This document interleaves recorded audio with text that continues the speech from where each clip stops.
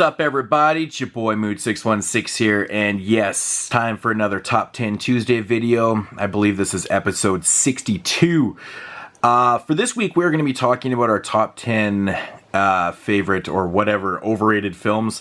Of course, last week we did underrated films, so this week, of course, we're doing overrated films. First off, I just want to give a little disclaimer here. Yeah, these films right here that are on my list, I've always stated that, you know, it's definitely possible to still enjoy some films that you believe are overrated. So with that said, many of these films that are on this list, I actually really do still enjoy. Just because I say they're overrated doesn't mean I don't like them at all. Yeah, so without further ado, let's get right into this. In at number 10 is a film called Megan is Missing. Now, when this one first came out a couple years back, there was a lot of hype on this film. You know, it was, you know, everyone's got to see this. It has, you know, kids and blah, blah, blah, and things like that. Yeah, and, you know, the story is a little harsh. You know, it's one of those things that could happen to anybody. You know, a 14-year-old girl goes missing and her friend goes missing.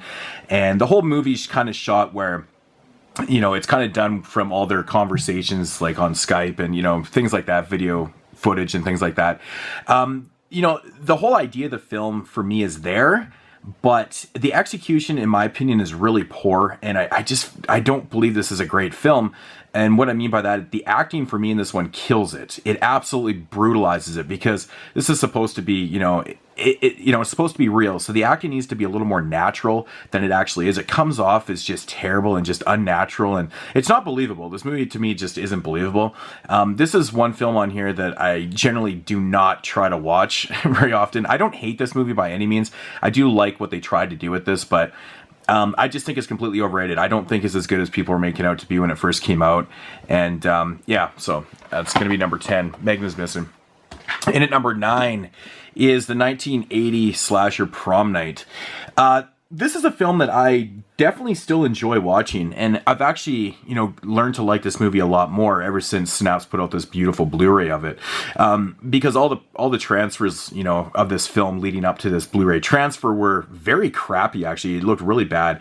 It always kind of ruined the experience every time you watch this slasher film. But, you know, with that said, I feel this movie is a little overrated due to the fact that, you know, it starred Jamie Lee Curtis. You know, it's a very kind of run-of-the-mill type slasher film, in my opinion. I don't think the kills are overly that great. There's a couple decent moments in this film, but, you know, like I said, this movie got a little better for me with this beautiful transfer. It's a lot easier to watch, and you can see a lot more and stuff, but I honestly don't believe this is, you know, that great of a film. People hype it up a lot, like I said, probably due to the fact that Jamie Lee Curtis is in this film. I've stated many times I do believe that she's a little overrated as an actress. She's been in a lot of good films. I don't think that her acting and her, you know, personality really separates her herself from, you know, all the other scream queens of that time and later also. I think she's pretty average. I don't mind Jamie Lee Curtis at all. I just think she's a little overrated. But as for the film, very generic in my opinion. I don't really think it's overly that great, but, you know, it is what it is. I still enjoy Prom Night for what it is, but yeah. I still think it's overrated, though. That was number 9. Number 8 is a film that I really do not actually care for, and that's The Woman.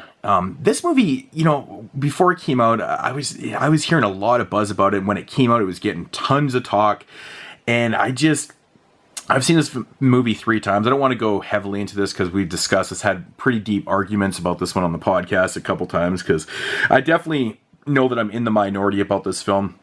A lot of people really like this film, and I can see why. You know, it's not a poorly made film. It's not shitty or anything. It's just, it doesn't work for me on, you know, pretty much any level.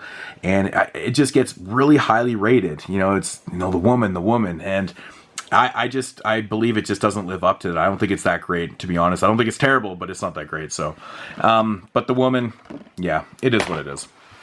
And at number 8, number 7 is probably a pretty obvious choice. Cabin in the Woods. Now, when this one first came out, man, I don't even remember a film having so much fucking hype for a theatrical film. Like, it was just ridiculous how much hype this thing was getting. And you know, of course, the reviews after were very mixed bag. You know, some people loved it, some people hate it. But man, the people that love this thing, they hype it up like it's the best new thing. It's gonna change the horror genre, blah blah blah. Kind of like the lenticular color cover on there. That's kind of cool, all right? Yeah. But I don't know, man. This one has a decent idea. I just don't think it's a game changer. I really don't think it's a game changer, and that's my biggest problem with the film. This is another one I actually do kind of enjoy. I don't hate this film by any means. I just think that the ratings and the way people talk about this one is just a little higher than it probably should. You know, I mean, that's due to media. I mean, just hyping the shit out of something, but you know, it is what it is. Cabin in the Woods, it's okay. I think the third act is beyond bonkers in this film. It's just crazy, but I do like the general premise of this film. It kind of takes a lot of, you know, kind of aspects of different films and throws them into one and claims to be very original. That's pretty much the biggest problem I have with this movie, but Cabin in the Woods, it's okay. It's not great. It's decent. In at number 6 is I Know What You Did Last Summer, and this is another film on my list I actually really don't care for. I was on the fence with this one when it first came out. I saw it in the theater when it came out, and I was like, you know, it was okay. You know, I think it came out in, what, 97? So I would have been about 17 and I seen it, and I didn't mind it. You know, the cast was very familiar. That was, they really played on that really well. But I think the movie itself is really weak. I think a lot of the acting in the film is shitty. Freddie Prinze Jr. is atrocious in this film. I do like the storyline and the killer and things like that. Those things are things I do like about the movie, but I do think the third act in this film is atrocious. What really brings this film down into the grave for myself. A lot of people talk big about this one. You know, it's up there with Scream for, you know, bringing back the slasher genre. Yeah, I mean, it may have been, but you know, with all due respect, I think this one is just insanely overhyped, just crazily overhyped, and I don't think it's that great of a movie, to be honest. And it's one I just try to avoid with all costs. So I Know What You Did Last Summer. Yeah, not a big fan. And the sequels. Now, here's one that people are probably going to scream at me about, but you know, I've said my piece on this one. I've talked about this film many times, lots of videos, and on the podcast we did the Halloween franchise. Yeah, without further ado, number 5, Halloween H2O. Here's another film, and I just realized I didn't even do this purposely, but another film that Jamie Lee Curtis is in, of course. Yeah, this one right here for myself. I don't know, man. I don't think this movie is overly that great. I don't hate this movie by any means. I actually kind of enjoy this movie, but I really like the, you know, the nods to other films that they did with the Scream, and there's lots of little nods to other, you know, horror films in this one. I think are really cool and kind of cool, like well done and stuff. You can catch them, but you know, and the ending, you know, a lot of people love the ending. Is where my biggest problem is. I honestly don't really care for it overly that much. It does make a little bit of sense, of course. It does totally make sense. With Jamie Lee Curtis's character, but at the same time, as a whole, the film I don't think is overly that great. I really don't, and you know, just overhyped in my opinion. So, Halloween H2O in at number 5, but by all means, not a bad film. And at number 4 is another one people are probably going to scream at me about, but I'll explain. Number 4, we got Hatchet 2. Now, I do like this film. I don't have that many problems with it.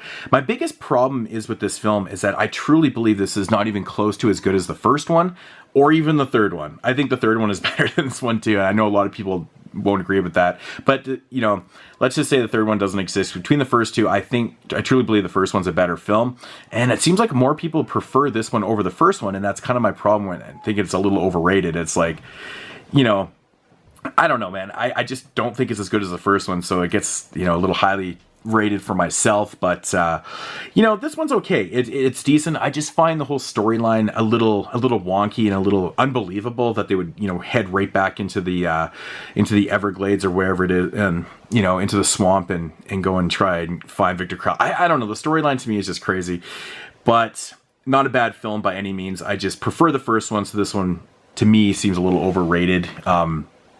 Yeah, Hatchet 2. That's number 4. Number 3 is The Blair Witch Project. Now, I've stated that, you know, it has nothing to do with the fact of what this film did for found footage films. You know, it's technically not really the first found footage film. The last broadcast came before this. And of course, Cannibal Holocaust technically could be considered one too. But this one had a really big influence on, you know, even today's cinema, you know, with found footage and stuff. This is kind of the film that brought it into the mainstream and got it out there. You know, you can make super low budget films, you know, and be very successful. And I credit them a lot for that. I just think the film itself isn't actually that great. I saw this in the theater as a kid. Whenever it came out, 99, was 19. And I thought it was okay. You know, I didn't think it was that great. I rewatched a couple times, you know, throughout the years. got a new appreciation for it and things like that, but I still don't believe this one is overly that great of a film. I think it did what it did for, you know, the subgenre, and that's all. You know, I don't know. I mean, I don't hate this film by any means. I actually truly enjoy the film, but, you know, I just think it's a little overrated. So, Blair Witch Project, yeah. In at number 2, we've got one here that is probably gonna fucking make people scream. Thumbs down to my video, which I'm fine with. You know, I'm hoping to get like 30 or 40 on this one. But yeah, in at number 2 is Aliens.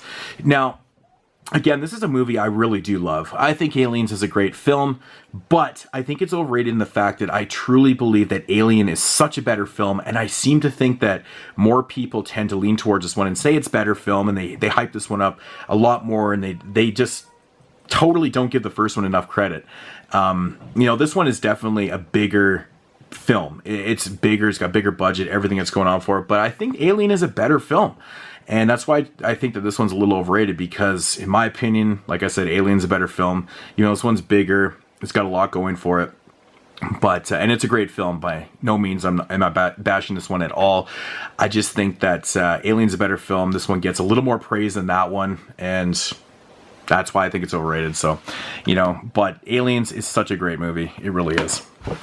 And in at number 1, this is probably no surprise to anybody. I've stated this a million fucking times over the years, and that's Shaun of the Dead. Simply because every goddamn zom-com, every comedy, everything is basically up against this one. You know, it's, oh, this movie's the funniest film since Shaun of the Dead. Everything is compared to Shaun of the Dead. So everything is facing off against Shaun of the Dead. It just drives me nuts.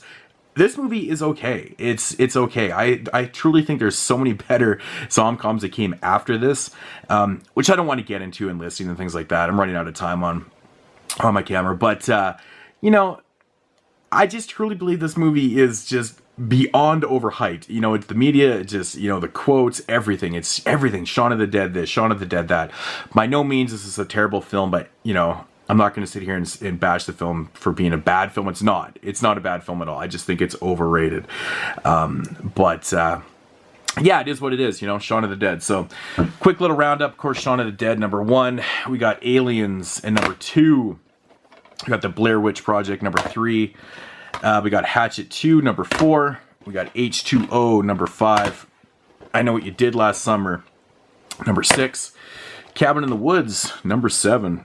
I really do like that thing in particular. It's cool. The Woman, number 8. Prom Night, number 9.